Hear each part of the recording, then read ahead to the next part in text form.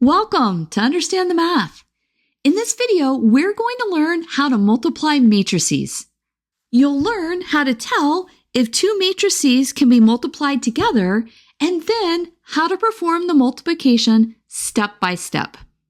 We'll start with a basic example and then go through a few more examples so you can get comfortable with the process. We'll also learn how to square a matrix. Let's get started. To multiply two matrices, you first need to determine if you can actually multiply them by checking that the number of columns in the first matrix equals the number of rows in the second matrix. Let me show you how this works. If we're multiplying a matrix A times a matrix B, we have to make sure that the columns in matrix A is the same number as the rows in matrix B. When we multiply them, these numbers are going to be the same, and then the size of this matrix is just M times P. And knowing this helps because then we can know the size of our answer. After we know that we can actually multiply the matrices, what we have to do is multiply the elements of each row in the first matrix by the corresponding elements of each column in the second matrix. Let's look at this example to see how this works. If we have a matrix AB, the first entry, C11, is just the first row of A times the first column of B. Likewise, C12 is the first row of A times the second column of B. C21 is the second row of A times the first column of B, and then lastly, C22 is just the second row of A times the second column of B. Whenever we have an entry Cij, it's just the ith row of A times the jth column of B. It's been my experience that knowing this formula really helps students understand what row and what column to multiply. Let's look at a basic example to see how this works. We're given a matrix A and a matrix B, and we want to find matrix AB. We went over two steps above that we can do. The first step is to check if we can actually multiply the matrices. Matrix AB is going to be matrix A, which is a 2 by 2 matrix because it has 2 rows and 2 columns, times matrix B, which is also a 2 by 2 matrix. Notice that these two numbers match up, and then what we're going to do is we're going to ignore those numbers, and the numbers that are left is the size of our matrix. So AB is going to be a 2 by 2 matrix. So we can multiply them. We now know that the answer is going to be a 2 by 2 matrix, and we can go ahead and go on to step 2 and actually calculate the matrix. Let's write down AB is equal, and then we're going to put the matrices side by side. I really recommend doing that because it makes the multiplication much easier. There's our A, and here is our B. Now we're going to multiply them. The first entry in the upper left is going to be A11. So that means we're going to multiply the first row of A times the first column of B. This is equal to a 2 times 1 plus 2 times 2. Our next entry is going to be A12, and that's going to be the first row of A times the second column of B, and that's 2 times 1 plus 2 times minus 1. Now let's find the entries in the second row. The first entry is going to be A21, and that's going to be the second row of A times the first column of B. I know this is confusing, so just hang with this. The first time you see this, it does seem a little bit complicated, but you'll be able to get it. Now let's look at the last entry. That is A22. And that's going to be the second row of A times the second column of B. This is 3 times 1 plus 4 times minus 1. Now, the hard work is done. All we have to do now is multiply out the numbers. In the first entry, in the upper left, we have a 2 plus a 4, so that's going to be 6. In the upper right, we have 2 minus 2, so that's going to give us a 0. In the lower left, we have 3 plus 8, and that's 11. And then in the lower right, we have 3 minus 4, which is a minus 1.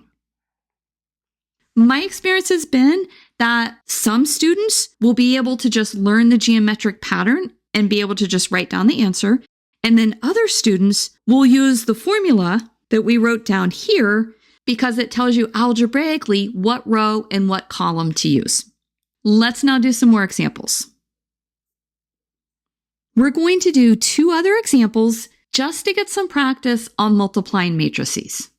In both of these examples, we are asked to find the matrix products. Let's look at our first example. The first thing that we need to do is to see if we can actually multiply the matrices. So what we're going to do is we're going to look at the sizes and see if they match up. Our first matrix has 3 rows and 2 columns, so it is a 3 by 2 matrix. And then our second matrix has 2 rows and 3 columns, so it's a 2 by 3 matrix. This is good. These 2 numbers match up. Now we can ignore them, and we can see that our answer is going to be a 3 by 3 matrix. Our second step then is to actually calculate the matrix. One thing I like about knowing the size is you can go ahead and write the structure of your matrix because in this one, you're going to know that it has 3 rows. Let's go ahead and start the multiplication. The first entry is going to be the first row times the first column, and that's going to give us 1 plus 2. Then we're going to multiply the first row times the second column, and that's going to give us 3 plus 4. And then we're going to multiply the first row times the third column, and that's going to be 5 plus 6. Now let's go ahead and let's erase all of our lines, and we'll start with the second row. We're going to take the second row and multiply it by the first column. So this is going to give us a 0 minus 2. Then we multiply it by the second column. It's always nice when we have a 0. And we have 0 minus 4. And then multiply it by the third column, which gives 0 minus 6. Now let's do our last row. We're going to take the last row, multiply it by the first column, and that gives us a 2 plus 6. Then we're going to multiply it by the second column, and that gives us 6 plus 12. And then lastly, we're going to multiply it by the third column, and that gives us 2 times 5 is 10, and then 3 times 6 is 18. So we have a 10 plus 18. Now all we have to do is write down the final answer.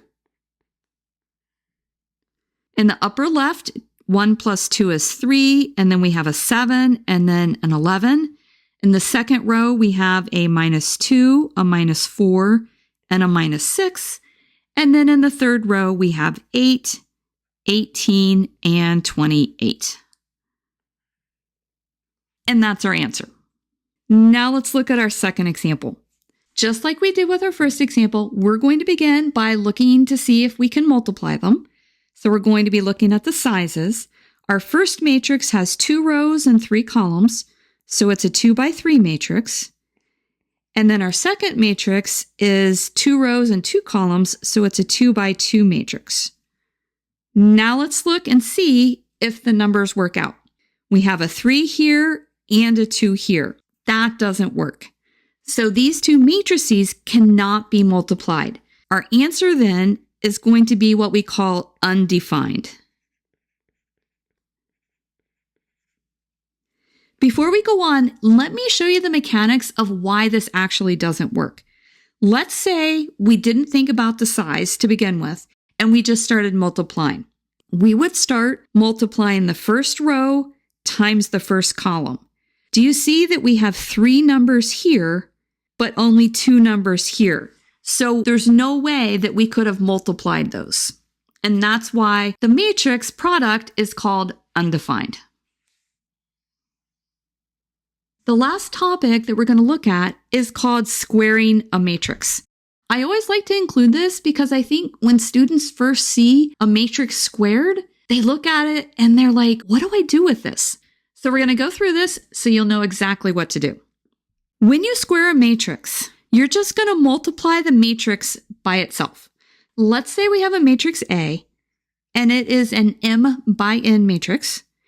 And let's go ahead and let's square it. So we have an m by n times an m by n. Just like we did in our examples, we're going to look at the inner numbers and see if they match up. The only way that this is going to work is that n must equal m. So A has a size called n by n. When you have the same number of rows and the same number of columns, it's called a square matrix.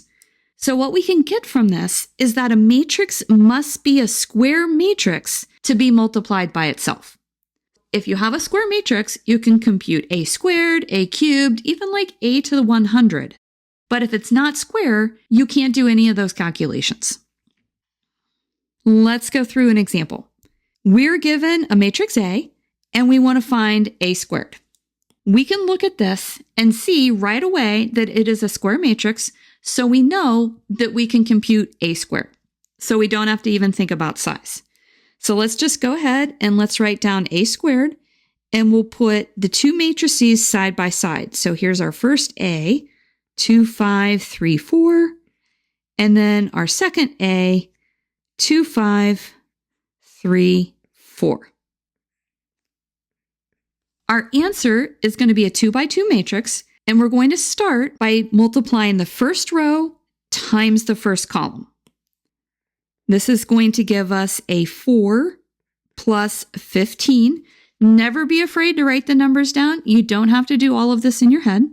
And then we're going to take that first row and we're going to multiply it by the second column. So this is going to give us a 10 plus 20. That's 2 times 5 plus 5 times 4. Now let's go ahead and let's erase everything.